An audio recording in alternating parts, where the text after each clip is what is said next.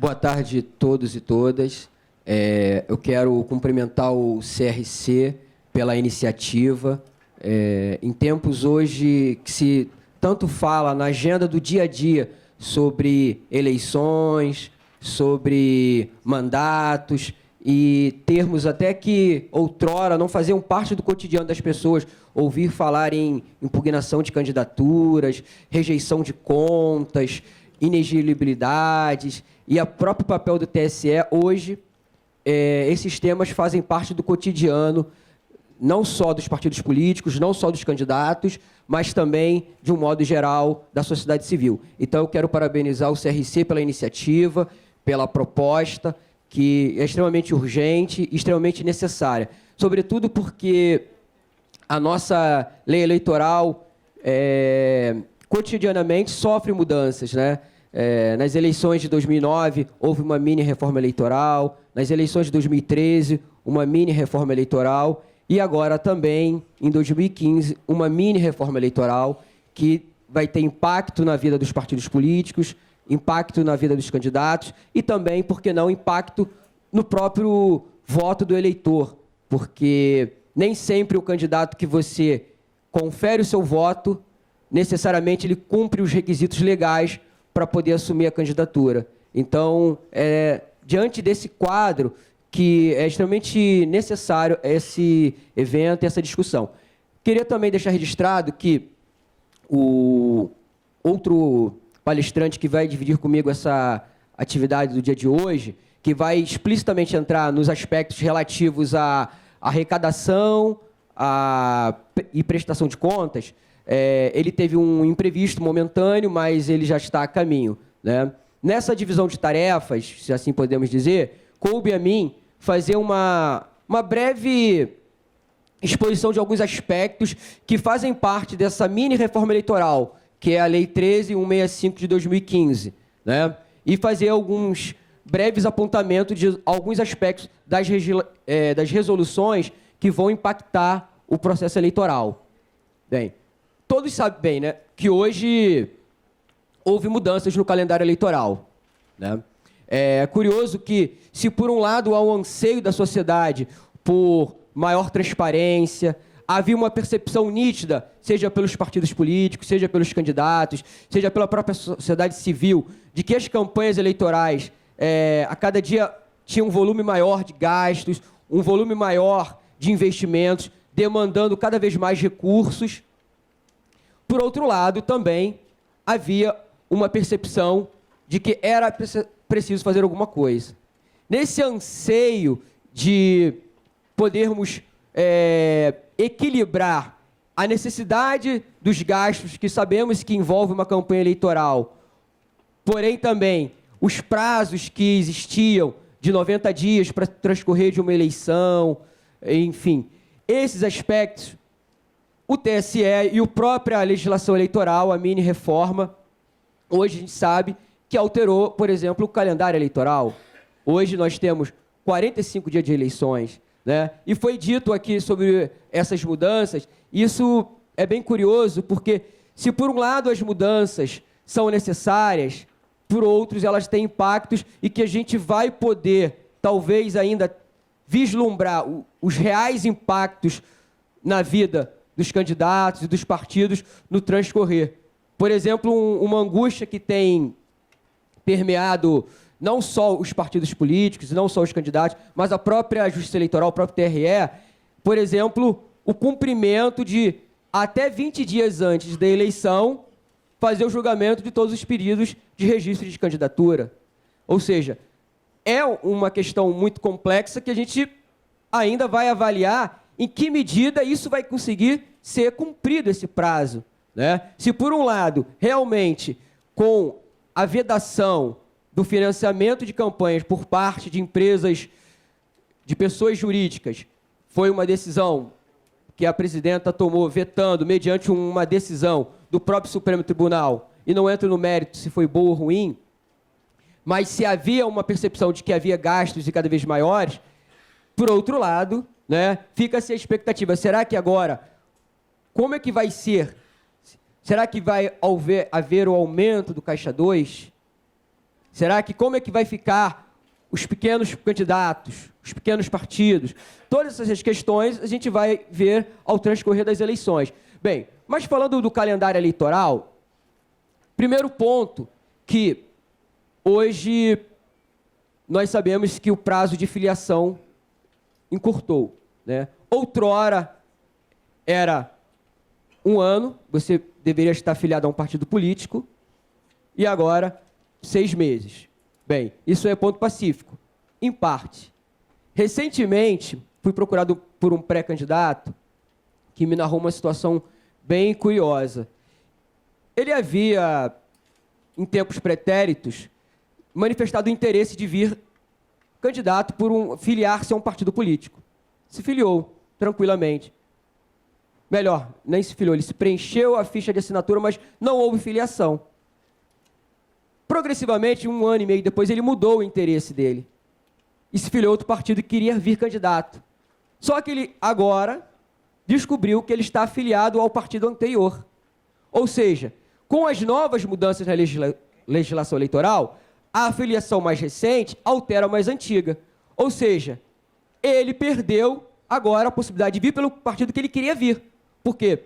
Souberam que ele que pretendia vir candidato por um partido, então desengavetaram uma ficha, pedido de filiação e protocolaram no TRE. Ou seja, protocolaram e o prazo agora, para ele, expirou, porque não cumpriu o requisito de 2 de abril, ou seja, 6 meses antes da eleição. Então, existem alguns aspectos que a gente, às vezes, vai observando que vai ter impacto na vida dos pré-candidatos e dos partidos. Uma outra mudança no calendário eleitoral é, além do tempo de campanhas, que agora vão ser 45 dias, o tempo também de propaganda no rádio e na televisão, são 35 dias. Aí se pergunta, 45 dias, e aí eu estou lançando algumas questões, até porque ainda fica muito em aberto. 45 dias é um tempo hábil para aqueles pré-candidatos que venham a ser escolhidos em convenção poderem se tornar conhecidos da sociedade civil? Num tempo que você hoje já não tem mais o financiamento privado de campanha, será que é um tempo razoável você se tornar conhecido para a sociedade, divulgando suas propostas, divulgando as suas ideias, né, divulgando a sua candidatura quando já for permitido o período eleitoral?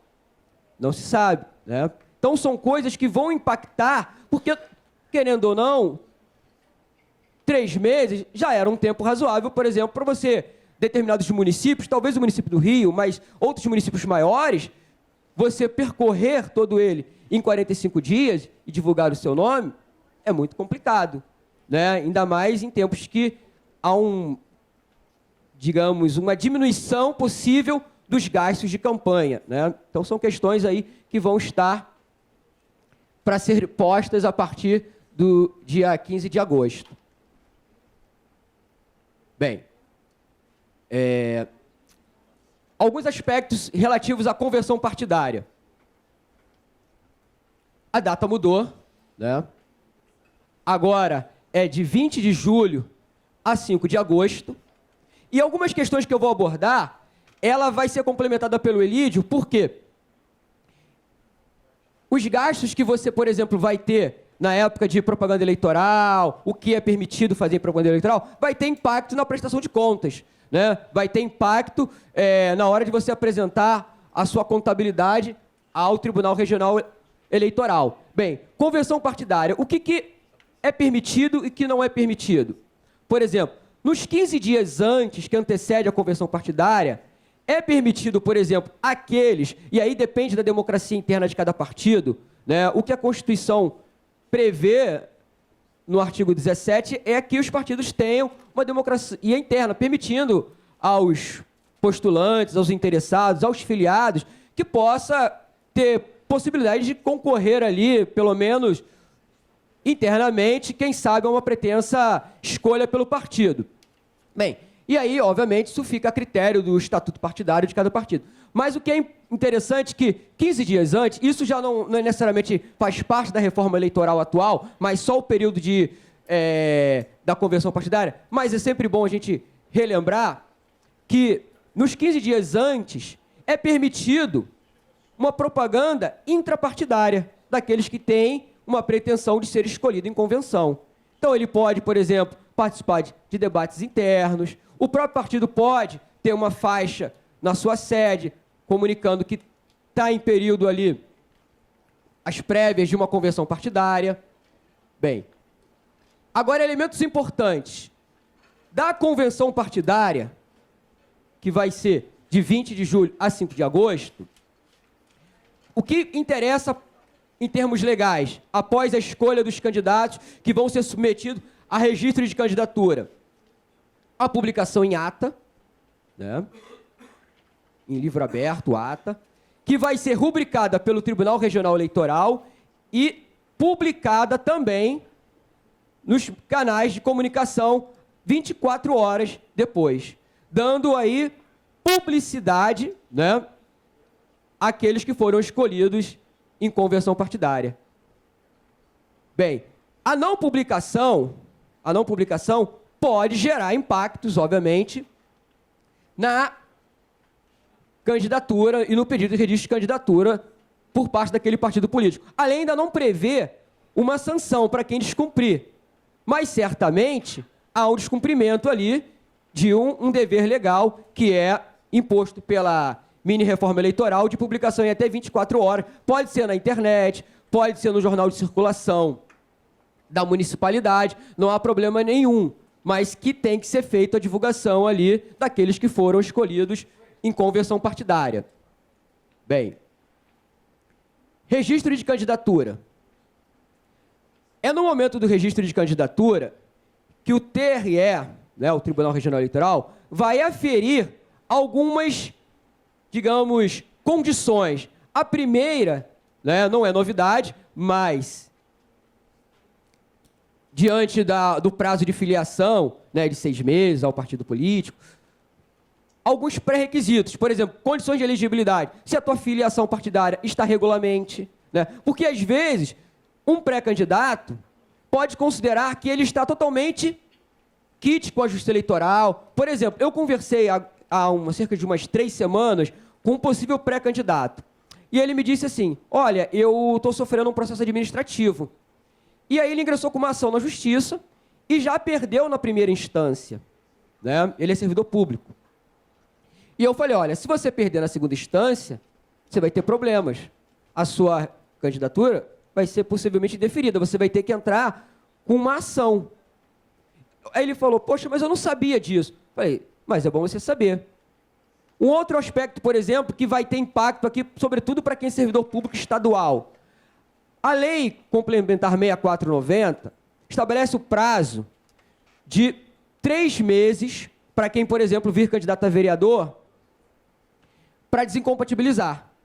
Beleza. A Lei 6490, tranquila. A nova mini-reforma eleitoral mudou o calendário eleitoral para 45 dias. E os outros 45 dias?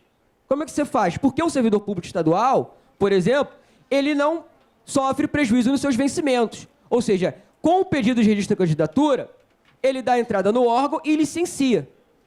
Mas o que vai acontecer? A lei eleitoral, ele só vai obter esse registro de candidatura no dia 15 de agosto. Só que ele tem que se licenciar 3 meses antes. E isso é um problema que vai ter que ser equacionado, né? Ou seja, os outros 45 dias, como é que ele vai fazer, né? Porque ele precisa se desincompatibilizar do cargo público, como servidor. Um exemplo, ele é um professor. Porém, ele só vai obter o registro que o TRE, né, pelo TRE a partir de 15 de agosto. Ou seja, ele vai ter um interregno aí de 45 dias que pode ter implicações na vida dele. Então, os pré-candidatos têm que ficar atentos a essas questões de desincompatibilização, que vai ser avaliado aonde? Na hora do registro de candidatura. Então, existem algumas condições de elegibilidade que são importantes. Existem também outros elementos que são as causas de inelegibilidade. Como eu disse, por exemplo, a desincompatibilização. E ainda existe, relativo, por exemplo, aos candidatos, tanto a vereador a prefeito, o que a gente chama na justiça eleitoral, algumas coisas são muito questionáveis. As condições de registrabilidade. Por exemplo, o tamanho da foto, né? Isso é uma questão muito questionável, o tamanho, se foi adequado ou não adequado, mas é óbvio que é necessário. Mas muitas vezes tenta-se, às vezes, impugnar um registro de candidatura. Então, o pré-candidato, né, ele precisa ficar atento, até porque não vai ser objeto da nossa reflexão mais profunda, mas só relembrar algumas questões relativas ao registro de candidatura, que são essas condições de elegibilidade, que são previstas na Constituição, né, no artigo 14, as causas de inelegibilidade, né, que tem impactos também, e as condições de registrabilidade. Por exemplo, no candidato a prefeito, ele tem que ter lá o plano de governo dele, né? Enfim.